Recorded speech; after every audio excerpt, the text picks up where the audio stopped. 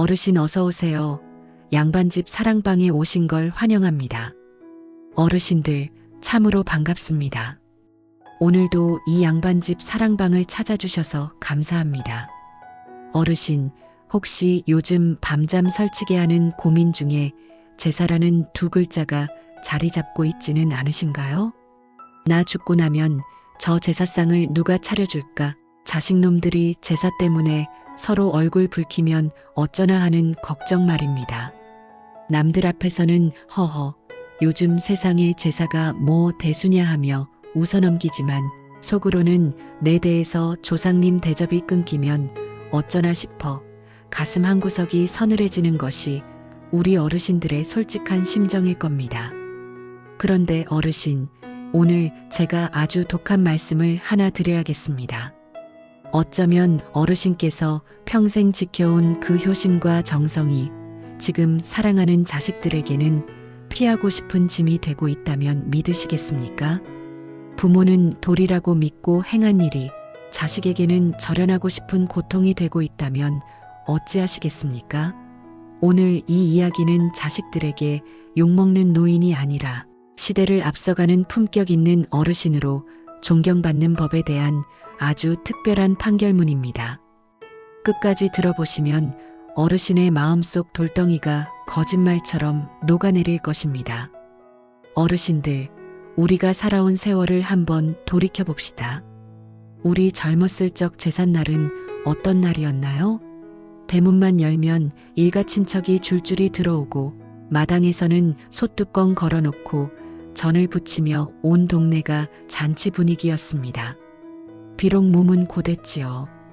허리 한번 못 펴고 하루 종일 음식 장만하느라 무릎 연골이 닳는 줄도 몰랐습니다. 하지만 그때는 그게 당연한 줄 알았습니다. 돌아가신 부모님께 못다한 효도를 이렇게라도 갚는다는 안도감, 그리고 흩어졌던 형제들이 모여 소주 한 잔 나누며 정을 확인하는 그 시간 덕분에 우리가 그 힘든 세월을 버텨온 것 아니겠습니까? 우리 세대에게 제사는 짐이 아니라 생명줄이었고 사랑이었습니다. 그런데 어르신, 지금 세상은 어떤가요? 어르신의 자식들은 지금 숨이 턱 밑까지 차오르는 세상을 살고 있습니다. 아침 이슬 맞으며 출근해서 밤별 보고 퇴근하는 자식들입니다. 내 집 한 칸 마련하기 위해 등뼈가 휘고 자식들 학원비 대느라 정작 본인들 옷 한 벌 못 사 입는 게 지금 우리 아들딸들의 현실입니다. 그런 자식들에게 제삿날이니 연차 내고 내려와라. 며느리야, 음식 좀 넉넉히 준비해라라고 말씀하시는 게 과연 예전처럼 쉬운 일인가요?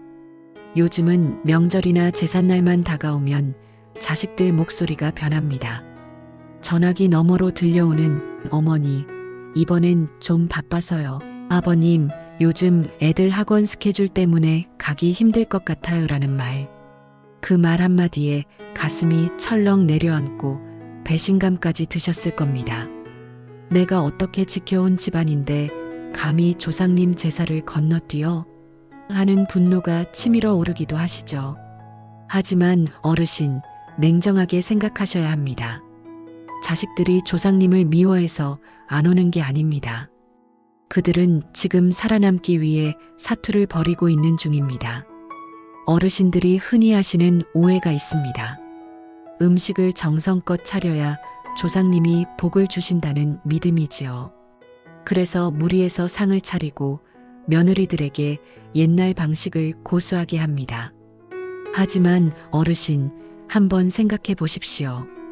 돌아가신 부모님이 혹은 어르신의 할아버지, 할머니가 정말로 자식들이 돈 때문에 싸우고 며느리가 스트레스로 병이 나면서까지 차려낸 그 화려한 전과 나물을 맛있게 드시겠습니까? 오히려 조상님들은 내 자손들아, 제발 싸우지 마라. 너희끼리 화목하게 웃고 사는 게 나한테 주는 가장 큰 선물이다라고 말씀하지 않으시겠습니까? 지금 우리 사회에서 일어나는 제사 갈등의 90%는 음식이 아니라 강요에서 시작됩니다. 부모가 이건 무조건 지켜야 한다고 틀을 짜놓는 순간 제사는 정성이 아니라 족쇄가 됩니다. 자식들은 그 족쇄를 풀기 위해 부모와 멀어지는 길을 선택하게 되는 것입니다. 사랑하는 내 아들이 제사 때문에 아내와 부부싸움을 하고 내 딸이 시댁 제사 때문에 눈물 흘리는 것을 보면서도 그래도 제사는 지내야지라고 말씀하시겠습니까? 어르신, 그것은 지혜로운 어른의 모습이 아닙니다. 진정한 어른은 자식의 짐을 대신 짊어지는 사람이지 자식의 어깨에 조상의 업보까지 얹어주는 사람이 아닙니다. 이제 우리는 선택해야 합니다. 전통이라는 이름 아래 자식들에게 원망의 대상이 될 것인지 아니면 변화하는 시대를 품어안고 자식들에게 자유와 사랑을 유산으로 남겨주는 위대한 선구자가 될 것인지 말입니다. 나 죽고 나면 제사 지내지 마라. 너희끼리 여행 가서 내 생각 한 번만 해다오. 이 말이 입 밖으로 나오기가 참으로 힘들다는 것 잘 압니다. 평생 지켜온 가치관을 부정하는 것 같아 가슴이 미어지시겠지요. 하지만 어르신, 이 말씀은 포기가 아닙니다. 이것은 가장 고귀한 형태의 배려이며 자식들의 삶을 지켜주겠다는 부모의 결단입니다. 어르신께서 먼저 이 빗장을 열어주지 않으시면 자식들은 평생 제사라는 굴레 속에서 죄책감과 원망을 안고 살아가게 됩니다. 어르신들, 진정한 효도는 죽은 자를 향한 상차림이 아니라 살아있는 사람을 향한 따뜻한 눈길에 있습니다. 자식들이 제사 때문에 서로를 미워하게 두지 마십시오. 부모인 어르신께서 오늘 내리는 이 판결이 우리 가문의 다음 100년을 화목하게 만들 유일한 길입니다. 어르신들, 제가 얼마 전 만난 한 어르신의 기막힌 사연을 하나 들려드리려 합니다. 이름은 가명으로 김복순 어르신이라 부르겠습니다. 올해 72이 되신 복순 어르신은 평생을 종갓집 맏며느리 못지않게 제사에 목숨을 걸고 사셨던 분입니다. 1년에 제사만 8번, 명절까지 합치면 10번이 넘는 상을 차려내셨죠. 손마디가 굵어지고 무릎 연골이 다 닳도록 조상님 잘 모셔야 자식들 잘 된다는 그 한마디 믿고 버티셨습니다. 그게 부모로서 해줄 수 있는 최고의 유산이라 믿으셨던 겁니다. 그런데 작년 추석 일이 터지고 말았습니다. 큰아들 내외와 둘째 아들 내외가 제사 음식을 준비하다가 크게 한판 붙은 겁니다. 직장일로 바빠 조금 늦게 도착한 둘째 며느리에게 큰 며느리가 서운함을 쏟아냈고 참다 못한 둘째 아들이 폭발했습니다. 형수님, 요즘 세상에 누가 이렇게까지 합니까? 그냥 사다 하면 안 돼요? 우리 애들은 제삿날만 되면 가기 싫다고 울어요. 라며 대들기 시작한 거죠. 결국 고성이 오가고 밥상머리에서 자식들이 서로 등을 돌린 채 짐을 싸서 집을 나갔습니다. 그날 밤 복순 어르신은 텅 빈 거실에 홀로 앉아 차갑게 식어버린 전들을 바라보며 펑펑 우셨답니다. 내가 무엇을 위해 이 고생을 했나, 조상님 모시자고 자식들 원수를 만들었구나 싶어 가슴이 찢어지셨던 거죠. 복순 어르신은 그날 밤 뜬 눈으로 밤을 지새우며 결심하셨습니다. 이건 조상님 뜻이 아니다. 내 자식들 죽이는 제사는 이제 끝내야겠다. 어르신들, 이 이야기가 남의 일 같으신가요? 아마 어휴, 내 이야기네 하며 가슴을 치시는 어르신들이 많으실 겁니다. 자식들이 제사를 지내기 싫어하는 이유는 그들이 불효자라서가 아닙니다. 그들은 돌이라는 이름의 강요에 지친 것입니다. 부모가 너희는 왜 안 하냐고 다그칠수록 자식들에게 제사는 그리운 부모님을 만나는 날이 아니라 도망치고 싶은 날이 됩니다. 조상님 밥 챙기다가 산 사람 속이 다 타버리는 형국이지요. 자, 여기 또 다른 사례가 있습니다. 이번엔 아주 현명하게 대처하신 이희수 어르신 이야기입니다. 이 어르신은 칠순 잔치날 자식들을 다 모아놓고 봉투 하나씩을 나눠주셨습니다. 자식들은 용돈이라도 주시는 줄 알고 좋아했지요. 그런데 그 안에는 돈이 아니라 어르신이 직접 붓글씨로 쓰신 제사 졸업장이 들어 있었죠. 얘들아, 이제 제사는 내 떼에서 졸업한다. 내가 죽거든 제삿날 모여서 상 차리느라 싸우지 말고 너희끼리 맛있는 고기 사 먹으면서 내 험담이라도 즐겁게 해라. 그게 내가 받는 진짜 제사상이다. 처음엔 자식들이 펄쩍 뛰었습니다. 아버지, 그래도 어떻게 그래요? 남들 보기 부끄러워요. 하지만 이이수 어르신은 단호하셨습니다. 남들 보라고 지내는 제사가 무슨 소용이냐? 조상님은 나를 지켜주셨지만 나는 너희의 평화를 지켜주고 싶다. 이게 가장 큰 유산이다. 그날 이후 이 집안의 풍경은 완전히 바뀌었습니다. 제사 음식 대신 가족들이 다 같이 좋아하는 음식을 먹으며 여행을 가고 거기서 부모님 젊은 시절 고생했던 이야기, 재미있던 추억들을 나누며 하하호 웃음꽃이 피어납니다. 자식들은 이제 제삿날을 기다립니다. 부모님의 너그러운 사랑을 확인하고 온 가족이 진심으로 쉬어가는 날이 되었으니까요. 마지막으로 하나 더 말씀드릴까요? 어느 시어머니는 며느리가 제삿날만 되면 몸살이 난다는 걸 눈치채셨습니다. 옛날 같으면 어디 시어머니 앞에서 꾀병이냐고 호통을 쳤겠지만 이 어르신은 달랐습니다. 며느리를 조용히 불러 이렇게 말씀하셨죠. 얘야, 앞으로 제사 때는 절에 가서 이름만 올리고 우리끼리는 뷔페 가서 밥 먹자. 나도 이제 음식하기 싫다. 며느리는 처음에 눈을 동그랗게 떴지만 이내 시어머니 손을 잡고 눈물을 뚝뚝 흘렸답니다. 그날 이후 며느리는 누가 시키지 않아도 시어머니 건강을 챙기고 전화 한 통이라도 더 정성스럽게 드립니다. 제사라는 무거운 짐을 치워주니 그 자리에 진심 어린 효도가 싹트기 시작한 것이지요. 어르신들, 진정한 효도는 자식이 억지로 차려내는 화려한 상에 있지 않습니다. 부모가 먼저 자식의 어깨에 놓인 무거운 짐을 덜어줄 때 자식은 비로소 부모를 진심으로 존경하게 됩니다. 나 없으면 조상님 밥 굶는다는 걱정은 조상님을 너무 작게 보시는 겁니다. 조상님들은 어르신의 그 깊은 사랑을 이미 다 알고 계십니다. 자식에게 짐을 넘겨주는 부모가 될 것인가, 아니면 자식을 자유롭게 해주는 큰 어른이 될 것인가. 어르신의 선택에 자식들의 평생 화목이 달려 있습니다. 어르신들, 이 사례들을 들으니 마음이 좀 어떠신가요? 나도 이제 좀 편해져도 되겠구나 싶으신가요?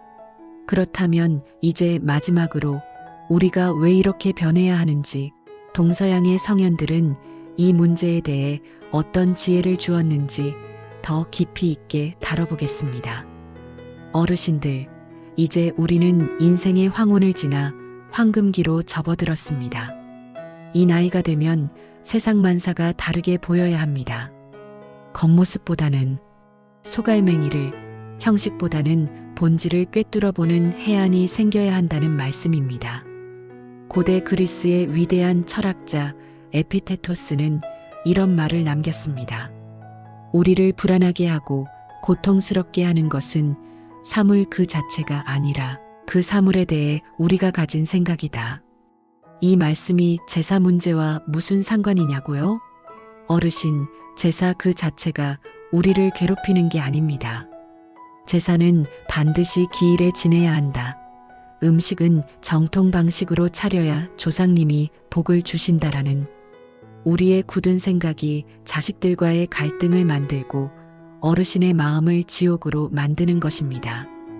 제사라는 형식을 잠시 내려놓고 그 안에 담긴 추억과 사랑이라는 알맹이만 바라보십시오. 형식을 비워내면 그 자리에 자식들과의 진심 어린 소통이 채워집니다. 독일의 데무노 괴테는 또한 이렇게 말했습니다. 가장 유능한 사람은 끊임없이 배우고 끊임없이 자신을 변화시키는 사람이다. 어르신들, 나이 먹었다고 해서 고집이 세지는 것이 훈장이 아닙니다. 진짜 멋진 어르신은 세상이 변하는 것을 읽고 그 변화에 맞춰 자신의 옷을 갈아입을 줄 아는 분입니다. 우리 때는 안 그랬는데라는 말은 이제 접어두십시오. 요즘은 이렇구나.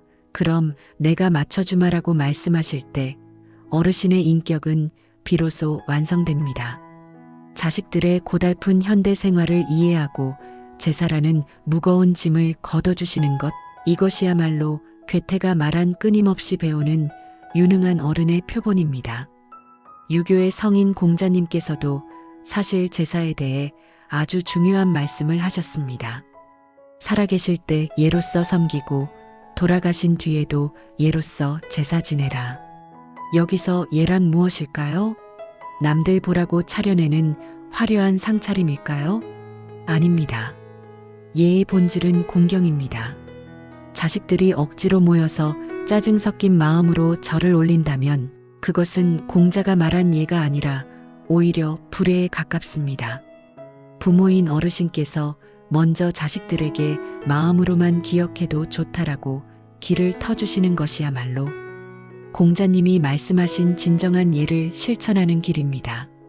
제사는 이제 가족의 축제가 되어야 합니다. 어르신, 이제 제사는 종교적 의식이나 가문의 의무에서 벗어나 가족의 축제가 되어야 합니다.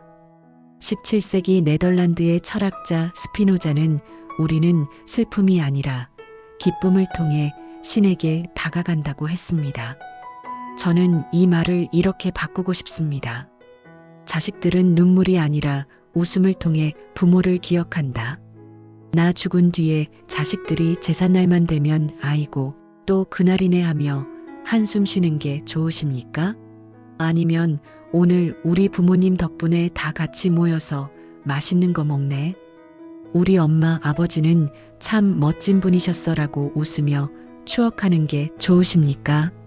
어르신이 오늘 내리시는 제사 지내지 말라는 판결은 조상님께 불효하는 것이 아닙니다. 자식들에게 죄책감 없는 사랑을 선물하는 가장 숭고한 행위입니다. 자식들에게 부모님이 우리를 정말 사랑하셨구나. 우리 힘들까봐 마지막까지 배려해 주셨구나라는 확신을 심어주는 것. 그것이 어르신께서 남길 수 있는 최고의 유산이자 마지막 교육입니다. 돈 몇 푼 물려주는 것보다 제사 갈등이라는 원망의 씨앗을 뿌리 뽑아주는 부모. 그런 부모가 어찌 존경받지 않을 수 있겠습니까? 어르신들, 지금까지 정말 애쓰셨습니다. 자식들 키우랴, 집안 일으키랴, 제사 챙기랴. 어르신의 어깨는 쉴 틈이 없으셨을 겁니다. 이제 그 무거운 짐 사랑방 마루에 내려놓으셔도 괜찮습니다. 조상님들은 어르신의 그 굽은 등과 갈라진 손마디를 보며 이미 모든 정성을 다 받으셨습니다. 이제는 어르신 자신을 위해 사십시오.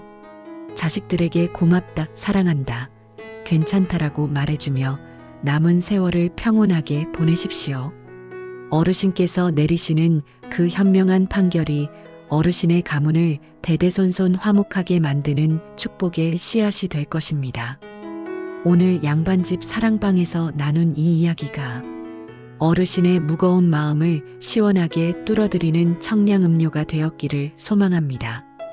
어르신은 존재 자체로 이미 충분히 고귀하고 아름다운 분이십니다. 지금까지 양반집 사랑방이었습니다. 오늘 밤은 부디 제사 걱정, 자식 걱정 다 내려놓고 편안한 꿈 꾸시길 바랍니다. 어르신 사랑합니다. 그리고 존경합니다.